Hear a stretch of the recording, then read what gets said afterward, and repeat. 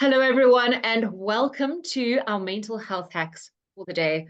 I am so excited to be chatting with this gorgeous human on the screen, Jenna Evelyn. Jenna, thank you so much for being here. Oh, thank you for inviting me. I was just saying how flattered and honored I feel to be involved in all of this. I love what you're trying to put across, so I'm here for it. Thank you so much. And look, what you're going to be sharing, I cannot wait because it's not something that's in my field of expertise at all. Although there's little elements that I think, could I be or not?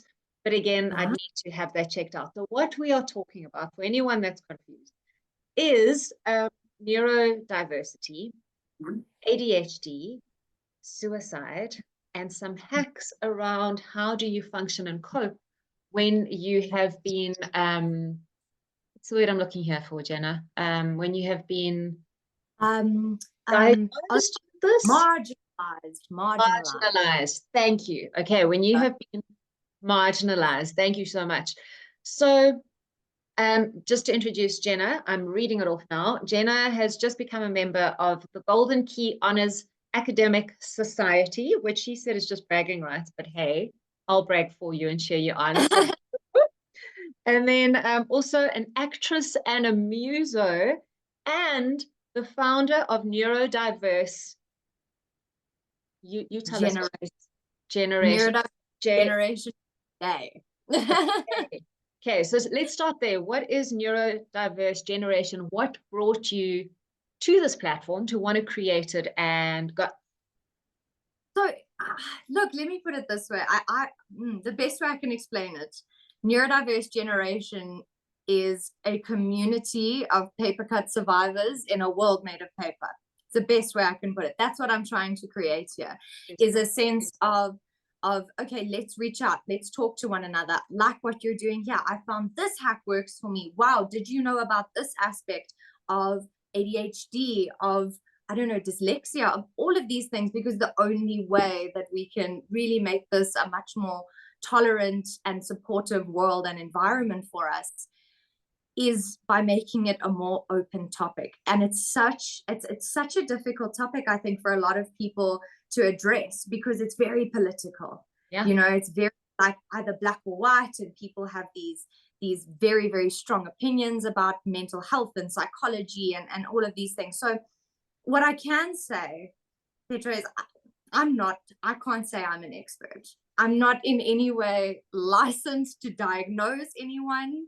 I am still finished. Yeah, not yet. We're getting there. Yes, I didn't mention that. You're finishing up your degree in psychology as well. Absolutely, yeah. But I mean, I'm not even finished with that yet. So I'm no doctor. I'm no, fancy professional trying to throw a bunch of books at you. I'm just a person who's been through this as well, and who spent 21 years trying to figure out a way for this to work for me in a world that wasn't wired for me. Sure. So I think if we can just talk about this more, it can really, really open up our possibilities. Amazing.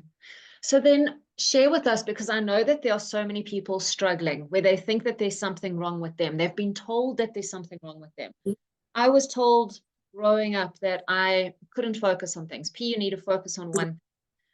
Also, so forgetful in terms of multitasking. Like, my life is that 16 tabs that are open, and I don't know where they're coming from. That's been my entire life. And everyone's like, you're just not paying attention. You're busy with too many things. You need to focus on one. It's like a list.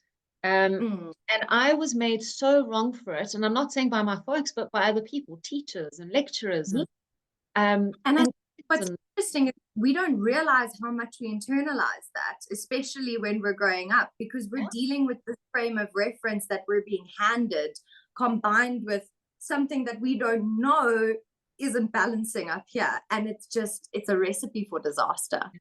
For sure. So explain to us, what is neurodiversity and ADHD? Are they the same? Are they different? What are the overlaps? If you can just expand. Right. So like you said, my kind of little niche corner of the neurodiversity spectrum is my ADHD. typically people who have one disorder will have several others, or have like some other symptoms, shall I call them that? So for example, I'm ADHD with comorbid social anxiety, although you wouldn't think so now that I'm on meds. Never.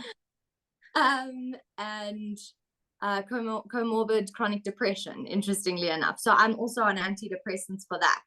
I found medications turned my life around completely. But back to the point, neurodiversity. So there's a way that I like to explain this side of things. There's a practical kind of, this is the way that things actually work out, kind of an explanation for things like in the real world. Yeah. And then we've got, the policies, it's the policy, you understand? It's the official side of things. Yeah. It's the, there are things we don't talk about, and there you don't ask those questions, and that's what makes it so difficult. So your more academic explanation for neurodiversity is quite simply that it's a cluster of disorders and ways that the brain works differently, and it's a learning disorder, or it's a this, or it's a that, and whatever, when in reality neurodiverse literally means neurologically different. That's it. Ta-da. That's literally it. Is a simple term that recognizes the fact that none of our brains work the same, none of them, neurotypicals or neurodivergents alike. Yeah. ADHD, being that little niche corner that I fit into, stands for attention deficit hyperactive disorder, I think. Yeah. If I've got all my T's crossed, and yeah. And it's called an attention deficit disorder, but it's the exact opposite. We have the capacity for hyperfocus. It's really a deficit in managing our motivational impulses and impulse control. We particularly struggle to take accountability. We struggle with things like time blindness, with forgetting things, like you said, all the time. Oh my gosh, that's the story of my life. It's not written down or in a note or a reminder on my calendar.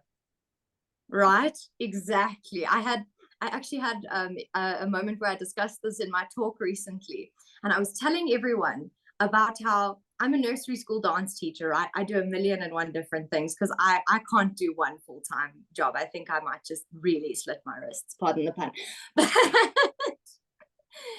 Because I'm right? Because I'm working all these different things, and one of these things is teaching nursery school kids.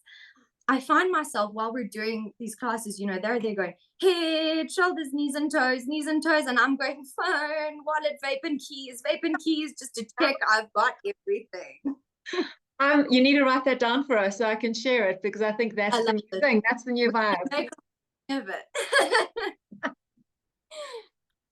So that's ADHD in a nutshell. It does involve a fair amount of emotional dysregulation as well, contrary to popular belief. This is a very little known fact that's come out quite recently, where we've realized how much different disorders, if you want to call them that, or different conditions have overlapping symptoms. And because of that, this term neurodiversity, of this web of interlocking, possible boxes you can tick, for goodness sakes, it's I lost my train of thought completely. This is another thing that happens, by the way. No, my brain in action. You're showing us in action, real life. Anyway, yeah, you get the gist. Yeah, absolutely. And so let's say kids that are restless, or adults that are restless, that can't sit still, that, like you're saying, can't focus or are hyper-focused, could that be a symptom? And it's not to say anyone that has forgotten things or has focus struggling, has focus. See where we're going with this. Struggles with focus. I think I jinxed it. You and I both. I love this. Okay. So it doesn't mean that everyone, if you have a symptom, it doesn't mean that you are. So definitely, how can someone check? Because we don't want to be self-diagnosing with Dr. Google either, right? Yes, that is an excellent question. So look, I mean, the first thing that people kind of jump to conclusions with is like, oh, so you can diagnose people and tell them what's wrong with them. No, that's not what this is about. We're not diagnosticians. We're using this information to try to understand, you know, the people around us and our loved ones and the people we're teaching, the people we work for, the people who work for us. We need to connect better. Beautiful. Yes. I think that, wait, the question, let me go back to the question before I go off on another tangent. The question is, how do we check, right? So I would highly, highly recommend, whether or not you suspect you're neurodiverse, go and get at least a QEEG done. You can get an EEG, which is like a much more in-depth version of this, but effectively they attach like electrodes to your head, like alien probe style, and then they measure your brain waves and your brain activity in different states of, you know, rest, eyes open, eyes closed, all of these things. So QEEG is a little bit less what's the word, deep, right? Yes. They don't look at quite as many different aspects, but it is still a super useful tool to tell you how your brain is functioning, about your anxiety levels, about the spaces in which you function optimally. It's a really good idea to go for in any case. But that is how, funnily enough, I picked up on my ADHD. I reached out to a colleague in the industry because, by the way, it's a common thing. Like I find myself sitting in psychology lectures on an ongoing basis thinking, oh my God, I have 10 of these disorders. I have 10 of them. I can identify with all of these because there are all these symptoms that seem to make a lot of sense. I mean, everyone can relate to to us humanizing neurodiversity, although the humanity in it isn't the common factor. So I think the important thing to remember, particularly if you're getting tested from a point of view of wondering if you're neurodiverse or not, the important thing to remember, oh, now it's happened again. I lost my train of thought. Okay, let's go back. How do we know that we have it? The checkbox. There we go. Yes. All right. Yeah, it's definitely just worth having a look at. Okay. It's so worth it. And whether you're neurotypical, it'll tell you a lot about your sleeping patterns, a lot about how you function optimally, like I said, whether that's in a high pressure environment or low pressure, high stimulus, low stimulus, whether you are sensitive to environmental stimuli. There is so much information you can get from this. It's well worth it. Amazing. I'm definitely going to explore it, because when I hear some of the symptoms, it makes me feel a little bit more at ease. I'm like, oh, okay, well, that explains my whole life. So that's what I was saying. Thank you. Yeah. You just brought it back to me. That is so true. Everyone experiences these symptoms to a certain degree. Why? Because they're human. Yes. That's the whole point we're trying to put across, is that what we are experiencing, whether it can be understood in the moment by another neurotypical mind or not, is a human reaction. But that does not mean necessarily that you are so ADHD or so OCD if you identify with one of these things. In fact, you're going to make neurodivergents hate you if you're one of those. So slap on the label just because it's cool or trendy. Exactly. It's a matter of incredibly intense experience of these symptoms. For example, I mean, we talk about forgetting our stuff, forgetting stuff when we leave home all the time and whatever. It is impossible for me just today, I left my parents' house because I came in for a visit in the morning and then I went to go teach. And when I was leaving, I had to come into the house for four separate times, Petra, 4, because it was my keys, then it was my phone. I didn't do the rhyme. You see, I didn't do the rhyme. Jenna. Weapon keys. I'm going to be doing it from now on. Everyone that knows me, anyone that knows me knows that I can never find my cell phone. Wherever we are, the whole day, it's about 20 things. Anyone's see my phone, anyone see my phone. But it could also just be me not being present, right? So that's the difference. Is it me just not being present, or is it something else? Absolutely. The same way for me, there are, of course, opportunities and times where I've forgotten something, and it hasn't been because of my ADHD. It's been hello, are you joining? Thomas, station. Hello, cutie. This is Giza, and he has no boundaries. So Hi, Giza. Oh, we love you. Play with us. Come contribute. love it. Yeah, so it's a really intense experience of those symptoms that makes it a neurodiverse symptom. Okay.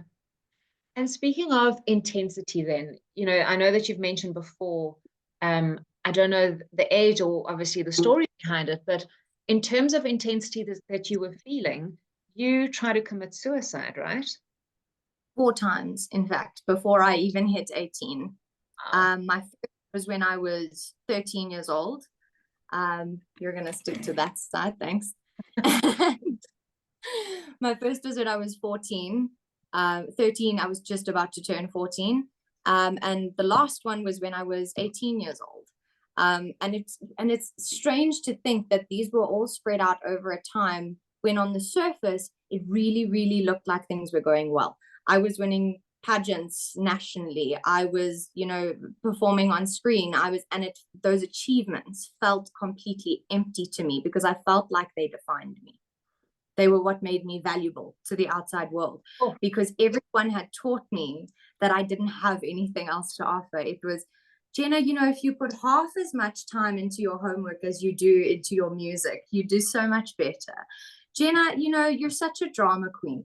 Jenna, you're just being lazy. Jenna, you're procrastinating and it's within your control. And so much of it isn't.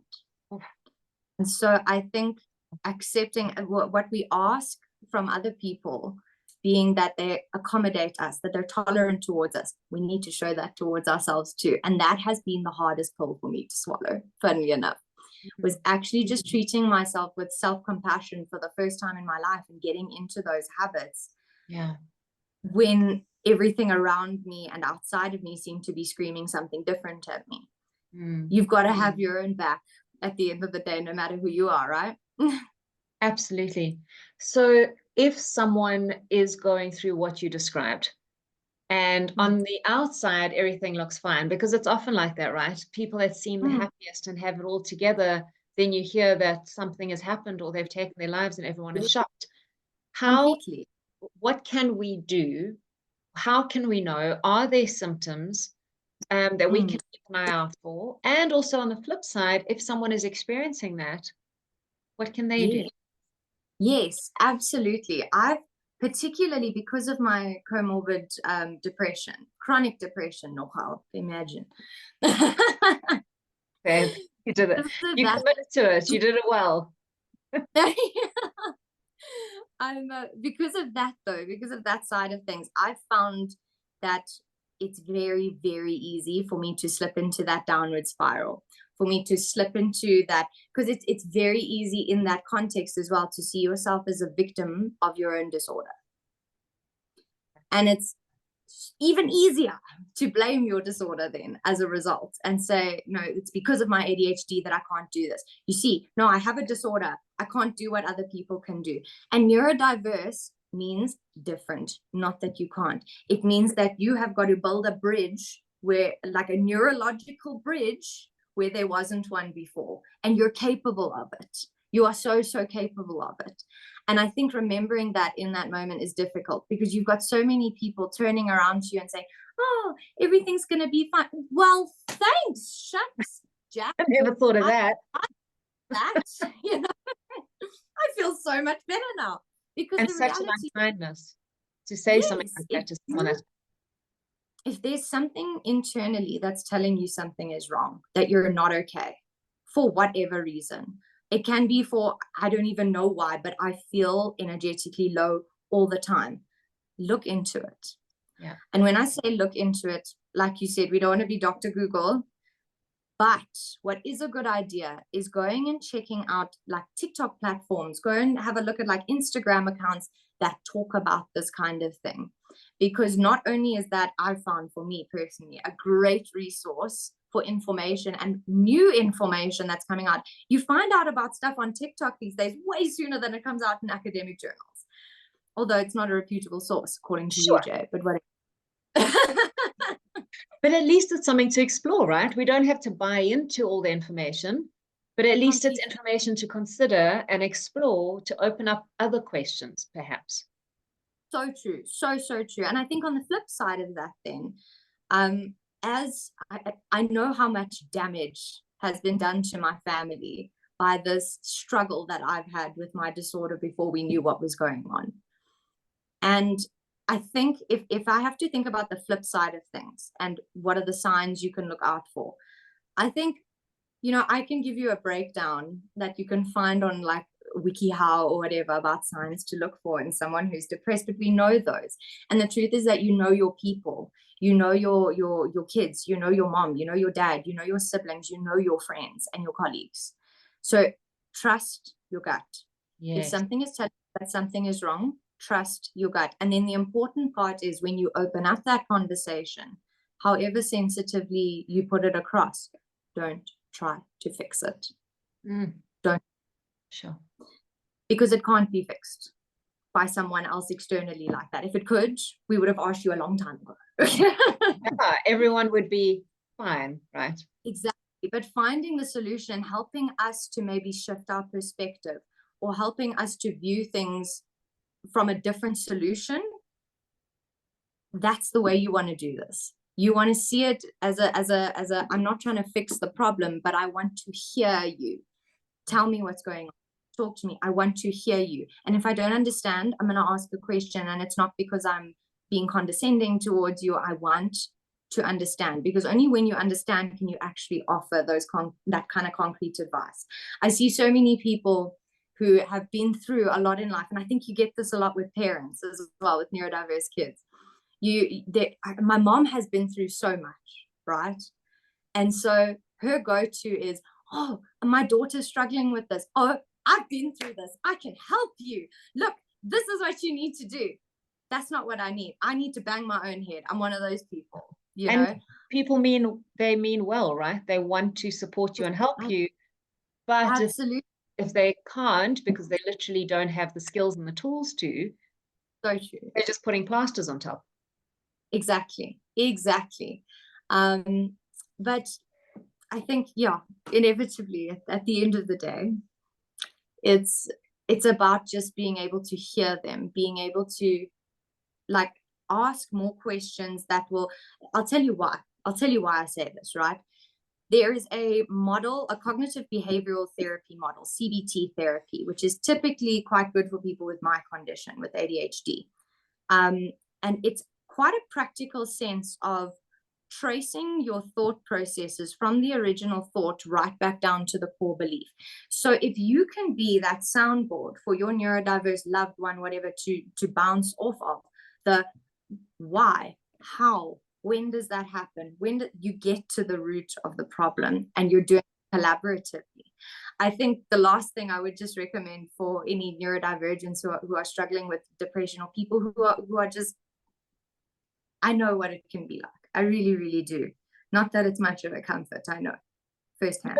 But just you saying that, Jenna, just you saying that already, I think, is a comfort for a lot of people. Because we make ourselves so wrong, like we're the only ones that are experiencing whatever it is. So hearing others say, no, dude, me too, that can be a comfort. Funnily enough, you made me think of something else now. I have a tendency to isolate myself, to alienate myself when I'm in a bad space, because it's my attempt at masking. It's my attempt at saying everything's okay, but I know I'm not capable of being around people for longer than 4 minutes at a time right now. But it's counterintuitive, I know, but what you need in those moments when you're going down that spiral, surround yourself with your people, the people who make you happiest, the people who make your heart feel light. Those are the people you need to talk to in those times. And you don't need to talk about what you're experiencing. It's simply a grounding technique to stop yourself from spiraling out of control. Connection. It's really at its base root level, it's connection. Absolutely. I don't know if you've heard, or Simon Sinek, I think, that shared it. Yes. The 8 minutes. Yes. Which is so great, because sometimes I do that as well. I isolate. If I'm going through a lot of stuff, I'll isolate and withdraw completely, because to me, I'm trying to process it and facilitate myself as a coach, facilitate myself through it, coach myself through it. Wow. Out. And there's, but also, you know, knowing that that isn't necessarily the most beneficial after a while, because we all need perspective and support, right? And it can be going through. difficult for people like us who find, I mean, you wouldn't think I'm an introvert, but me too. Right. Complete Right. introvert here. Introverts can be speakers too, y'all. Yay! We're People, trying. those of us who need that alone time to recharge, Yeah. to just like rest, recover, and then recuperate and come back. It's very easy for us to slip into that pattern. So it's really important to remember, like to keep in mind at least, you know, okay, I'm going to let myself, I'm going to acknowledge my feelings, I'm going to sit with my feelings, and I'm going to do my thing for this evening. And tomorrow when we get up, we are starting again. Yes. You know what I mean? Yes. Start again. Completely. So for me, it's a great thing. Again, every 10 minutes or every hour if you need to. Exactly. It's just again and again and again. Some of us need to start again more often than others. And I think there's such a gift in starting again, because if you aren't willing to start again, it means you're so stuck in the way things were, so stuck in the past, that you're actually not giving yourself the opportunity to create beyond what's been limiting you. So starting again is actually such. And part of that, interestingly enough, is that part of that mentality is, instead of molding yourself to your environment, you need to mold your environment to you. Yes. Beautiful. Your environment to the way your brain works, which is why it's so important to understand how you function best, how you work best. I need high pressure and last minute circumstances. I know that. Nice before the exam studies. Exactly. So I make sure everything's in order and I understand what's going on and all of that before that, so that when it comes down to it, I can just at my laptop, you know. I perform. Give me 3 months to do something. I'll do it the last like 3 days before. Tell me about it. Who needs 3 months? Yeah, no. I'll start playing, planning, but I don't actually get to it. And for me, it was always like, why are you procrastinating?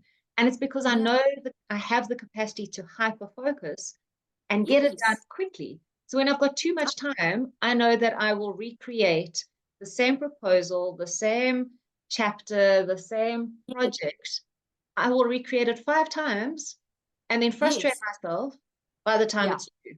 So I just kind of, that is so true. I overthink details as well. I'm exactly the same. I'm telling you, 3 months to do a project, that's a neurotypical's game. Yeah.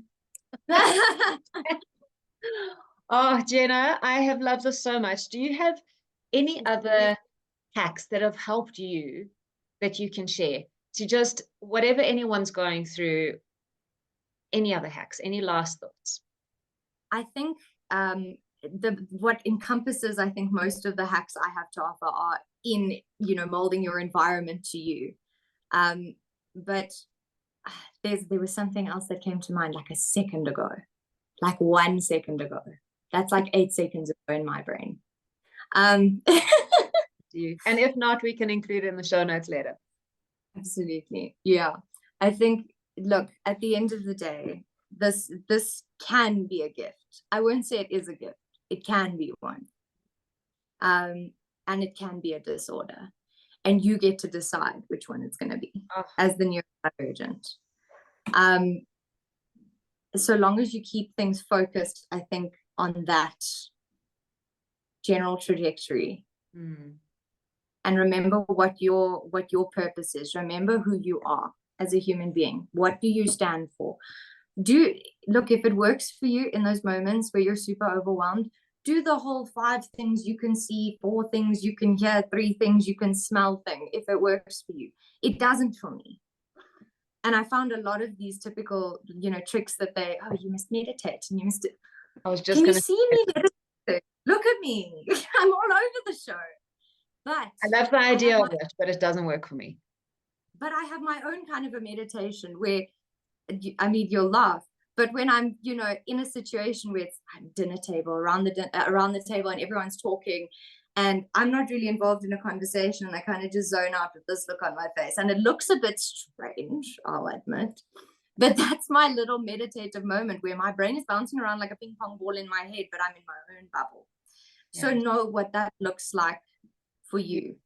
without Trust your making gut. yourself wrong. I think that's the Yes. key, to not No, make yourself wrong. absolutely. Absolutely, with that capital red A for ABSA. Yes. I ABSA's going think to love this. Sponsored by ABSA is this episode. we got to get this going, Petra. Done. But I think that's what I wanted to say is, I think the last tip, the last hack I can offer is that none of this is possible, and none of like these incredible things that we can do with this are possible without complete and total honesty with yourself. That means calling yourself out. That means acknowledging, I could have done this, but I didn't. Because in that, you are taking responsibility and accountability for your procrastination, because you are owning, if I may swear, if you don't mind, Petra, you are owning your shit. Yeah. Own your shit. Yeah. And then you can work with it. Yeah. And own it without going into victim, right? So it's Absolutely. stopping it there. It's like, okay, this is what I did. Not this is what I did because of blah, blah, blah, blah, blah. It's just, oh, this is what I did without judgment, without making myself wrong. Yes. Whoops, I did it again. And that's move on. Yes. And you dare do the dance moves. You are not old enough to know the dance moves. Listen, I grew up with a sister who's 10 years older than me, so I was on those 90s jazz. Petra, thank you so much for the opportunity to chat. I've so enjoyed this conversation. Thank you. I've absolutely loved it. Where can people find you? So many more. Lots coming. Yes. Where can we find you? Okay, so you can contact me on LinkedIn if you'd like to connect, reach out, have a chat, have a coffee. I'm keen, I'm down. Amazing. Also, you can have a look at Neurodiverse Jeneration if you just search it on Instagram, neurodiverse.generation with a J, one N, I've been asked before. And that'll take you to our Instagram page. I am launching my Neurodiverse Jeneration website in the next few months. So keep your eyes, hopefully the next few weeks, but worst case scenario, the next few months. And then, and then I'll be launching that also and posting those details on the website too and on LinkedIn. So just keep posted and I'll see what we can do with this. Awesome. And tag us when that is all up and running so we can reshare. Yes. I'm saying we as if my laptop and me are a we, but hey, here we are. So we can share this. I'm talking about this as a community of paper cut survivors. Currently, this community is at a population of 1. So we're looking to change 1 and 2 and whoever else is watching this. So this is incredible. Jenna, thank you. Thank you so much for your time. Thank you for your honesty, for your vulnerability, for just sharing a glimpse into you and your life, because I know that that is going to help someone just breathe a little bit easier today. I so hope so. And please feel free to reach out. I'm so grateful for the opportunity. Thank you, Petra. Thanks, everyone. Tune in, follow Jenna, check the show notes for the details, and remember to share this with someone that you think may benefit from watching. There you go. Words out of my mouth. Thank you so much, everyone. Have a goodie. Bye. Thanks.